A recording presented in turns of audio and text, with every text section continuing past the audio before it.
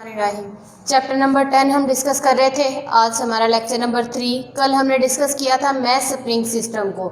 आज उससे रिलेटेड कुछ टर्म्स को डिस्कस करेंगे, velocity, acceleration and time period. ठीक है, हमने कल प्रूव किया था कि हमारे पास मैस जो कि एक स्प्रिंग के साथ अटैच था, उसकी जो मोशन थी वो सिंपल हार्मोनिक मोशन थी। ठीक है, आज हम इसकी वेलोसिटी और एक्सेलरेशन के बारे में बात करेंगे कि हमारे पास जो इसकी वेलोसिटी और एक्सेलरेशन है वो कहाँ पे मैक्सिमम होता है और कहाँ पे मिनिमम होता है।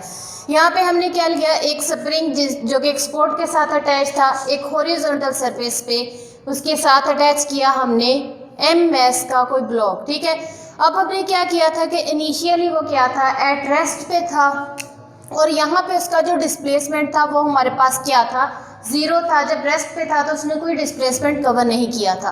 इसके बाद सेकंड पे हमारे पास क्या आ जाता था कि हमने उस पर फोर्स अप्लाई की और उसको उसकी मीन पोजीशन से मूव करवा दिया। ठीक है, मैस को जब हमने मूव करवाया तो उसने कोई ना कोई डिस्प्लेसमेंट जो था एक्स कवर किया। ठीक है, अब यहाँ पे हमने इस चीज़ को प्रूव कर दिया था कि इसका जो एक्सेलरेशन है वो डायरेक्टली प्रोपोर्शनल था उसके डिस्प्लेसमेंट के। इसका मतलब है वो सिंपल हार्मोनिक मोशन थी उसकी मोशन। ठीक है, अब यहाँ पे हमने बात करनी है उसकी वेलोसिटी की। जब हमने उसको यहाँ पे मूव करवाया, यहाँ पे लाके छोड़ेंगे, जब उसकी मीन पोजीशन से एक्सट्रीम पोजीशन पर जाएगा, ये उसकी मीन पोजीशन है, ये एक्सट्रीम पोजीशन ए और ये एक्सट्रीम पोजीशन बी है। जब ऑब्जेक्ट हमारे पास मीन पोजीशन से मूव करके हम उसे पोजीशन ए पे ले आए, वहाँ पे लाके छोड़ेंगे, तो वो कुछ देर के लिए हमारे पास बहुत ही शॉर्ट इंटरवल के लिए वहाँ पे बहुत कम टाइम के लिए वहाँ पे रुकेगा। फिर रिस्टोरिंग फोर्स की वजह से वो दोबारा से मीन पोजीशन की तरफ मूव करना शुरू कर देगा। जब वो अपनी एक्सट्रीम पोजीशन ए पे आएगा, एक्सट्रीम पोजीशन ए पे आएगा तो उसकी हमारे पास जो वेलोसिटी होगी वो क्या होगी, ज़ीरो होगी, क्योंकि वहाँ पे आके वो कुछ टाइम के लिए रुकेगा। जब रुकेगा तो उसकी वेलोसिटी हमारे पास क्या हो जाएगी, ज़ीरो हो जाएगी। किस पोजीशन पे, एक्सट्रीम पोजीशन पे उसकी वेलोसिटी ज़ीरो हो जाएगी। उसके बाद जब दोबारा से मीन पोजीशन पे आएगा तो उसकी वेलोसिटी मैक्सिमम होगी और उस पे आने के बाद वो रुकेगा नहीं, इनर्शिया रिस्टोरिंग फोर्स की वजह से वो अगली एक्सट्रीम पोजीशन पे जाएगा, उससे आगे मूव करेगा। इसी तरह वो to and fro motion continue करता है। जब दोबारा से वो एक्सट्रीम पोजीशन बी पे आएगा, वहाँ पे भी उसकी जो वेलोसिटी है वो क्या हो जाएगी, ज़ीरो हो जाएगी। क्यों, क्योंकि वहाँ पे आके वो कुछ देर के लिए रुकेगा, फिर कमिंग बैक जो है दोबारा से पीछे अपनी मीन पोजीशन की तरफ मूव करना शुरू कर देगा। तो इससे हमें क्या पता चला कि जब हमारे पास ऑब्जेक्ट जो है वो मीन पोजीशन पे होगा तो उसकी वेलोसिटी जो है वो क्या होगी, हमारे पास मीन पोजीशन पे मैक्सिमम होगी और हमारे पास extreme position A and B पे हमारे पास उसकी वेलोसिटी क्या होगी, मिनिमम होगी, या फिर हम ज़ीरो कह लें। ठीक है, वेलोसिटी मैक्सिमम कहाँ पे होगी, मीन पोजीशन पे ओ पे हमारे पास उसकी जो वेलोसिटी है वो क्या होगी, मैक्सिमम होगी। और एक्सट्रीम पोजीशन जहाँ पे कुछ देर के लिए रुकेगा तो उसकी वेलोसिटी ज़ीरो हो जाएगी। तो एक्सट्रीम पोजीशन ए और बी जो है वहाँ पे आके उसकी जो वेलोसिटी है वो क्या हो जाएगी, मिनिमम हो जाएगी। इसके बाद हम एक्सेलरेशन की बात करते हैं। हमने कहा था कि जब हमारे पास एक तो एक्सेलरेशन, जब वेलोसिटी चेंज होगी वहाँ पे एक्सेलरेशन प्रोड्यूस हो जाएगा। अब नेक्स्ट है हमारे पास कि जहाँ पे जब लाके हमने उसको छोड़ दिया तो यहाँ पे उसके अंदर रिस्टोरिंग, जब उसने मूव करना शुरू किया ऑब्जेक्ट ने, तो उसके स्प्रिंग के अंदर एक फोर्स स्टोर होना शुरू हो गई। ठीक है, जब ऑब्जेक्ट यहाँ पे मूव कर रहा है, इस डायरेक्शन में मूव कर रहा है, अपनी मीन पोजीशन से अवे मूव कर रहा है, तो वो फोर्स जो है स्प्रिंग के अंदर स्टोर हो रही है। इसका मतलब क्या है कि वो फोर्स इंक्रीज हो रही है। मीन पोजीशन से दूर जब जा रहा है ऑब्जेक्ट, मूव करवा रहे हैं उसको, उसकी मीन पोजीशन से दूर जब जाएगा तो रिस्टोरिंग फोर्स इंक्रीज होगी। यहाँ पे जाएगा, एक्सट्रीम पोजीशन पे जाके कुछ देर के लिए रुकेगा और दोबारा अपनी मीन पोजीशन की तरफ आना शुरू कर देगा। जब अपनी मीन पोजीशन की तरफ आएगा वो किस वजह से आ रहा था, रिस्टोरिंग फोर्स की वजह से। इसका मतलब है वहाँ पे रिस्टोरिंग फोर्स जो है वो फोर्स कंज्यूम हो रही है, यूज़ हो रही है। जब कोई चीज़ यूज़ होती है इसका मतलब है वो डिक्रीज हो रही है। तो मीन पोजीशन की तरफ आते हुए वो क्या होना शुरू हो जाएगी, डिक्रीज होना शुरू हो जाएगी। फोर्स मीन पोजीशन की तरफ आते हुए क्या होना शुरू हो जाएगी, डिक्रीज होना शुरू हो जाएगी। फिर दोबारा से जब ऑब्जेक्ट जो है एक्सट्रीम पोजीशन बी की तरफ जाना शुरू करेगा, फिर से स्प्रिंग के अंदर क्या होगा, फोर्स स्टोर होना शुरू हो जाएगी। इसका मतलब है इंक्रीज हो रही है। जब दोबारा से वो मीन पोजीशन की तरफ आएगा ओ की तरफ, तब हमारे पास क्या होगा, फिर से वो जो है रिस्टोरिंग फोर्स वो कंज्यूम होगी, वो क्या होना शुरू होगी, डिक्रीज होना शुरू हो जाएगी। यहाँ से हमें क्या पता चला कि हमारे पास जब ऑब्जेक्ट जो है वो मीन पोजीशन की तरफ आता है, उसकी फोर्स जो रिस्टोरिंग फोर्स है वो डिक्रीज होना शुरू हो जाती है, और हमारे पास जब वो उससे अवे मूव करता है मीन पोजीशन से अपनी एक्सट्रीम पोजीशन ए और बी की तरफ, तो उसकी जो रिस्टोरिंग फोर्स है वो इंक्रीज होना शुरू हो जाती है। अब यहाँ से हमारे पास according to Newton second law of motion F = ma, अब हमारे पास फोर्स जो है वो डायरेक्टली प्रोपोर्शनल किसके है, एक्सेलरेशन के।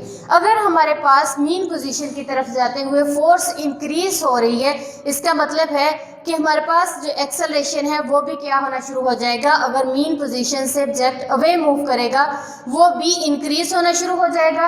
अगर वो हमारे पास फोर्स जो है मीन पोजीशन की तरफ आते हुए डिक्रीज हो रही है, तो हमारे पास एक्सेलरेशन भी उसका क्या होना शुरू हो जाएगा, डिक्रीज। हमारे पास क्या था कि मीन पोजीशन पे जो रिस्टोरिंग फोर्स थी वो क्या थी, फोर्स जो थी वो मैक्सिमम थी, ठीक है।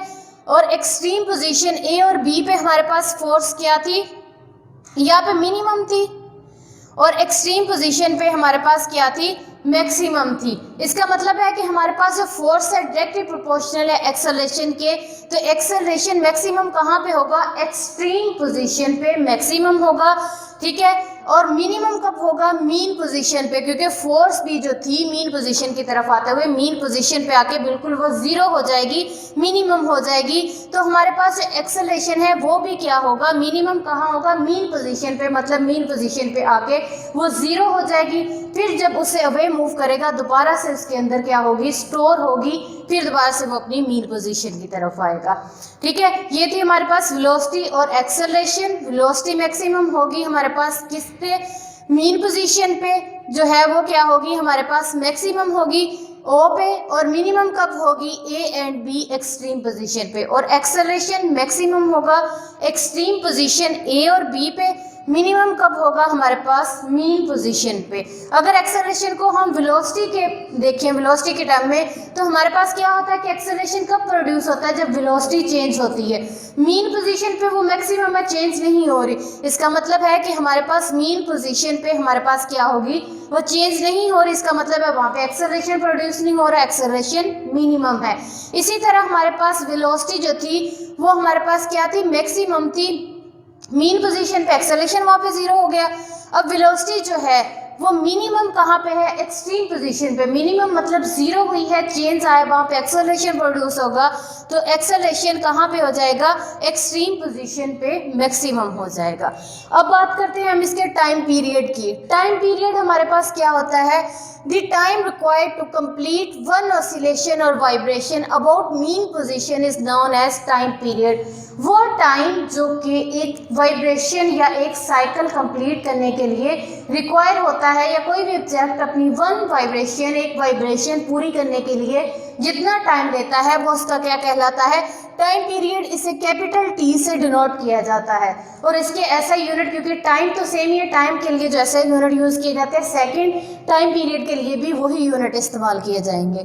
इसके बाद है नेक्स्ट इसका ड्राइव फार्मूला, T = 2π√m/k, ठीक है, ये है इसका फार्मूला। अब यहाँ पे दो कांस्टेंट आ रहे हैं, 2 और पाई, इनकी वैल्यू चेंज नहीं होगी। अब यहाँ पे हमारे पास मैस और स्प्रिंग कांस्टेंट के, यहाँ पे m जो है मैस ऑब्जेक्ट का जो हमने स्प्रिंग के साथ अटैच किया होगा, और k हमारे पास क्या है, स्प्रिंग कांस्टेंट।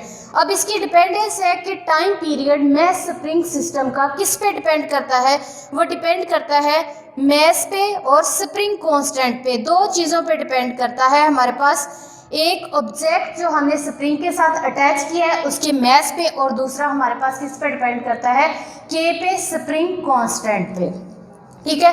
ये थे हमारे पास आपके ये वाली जो एक्सप्लेनेशन है सारी बुक के पेज नंबर 3 पे दी हुई है, ठीक है। वहाँ पे ये सारी चीज़ें जो हैं वो एक्सप्लेन की हुई हैं, ठीक है। ये था आज हमारा टॉपिक जो है वो कंप्लीट हो गया है। मैस स्प्रिंग सिस्टम वाला, ठीक है। ये बहुत ही इम्पोर्टेंट है, इसमें से लॉन्ग क्वेश्चन थ्योरी में बार बार रिपीट होते हैं, ठीक है।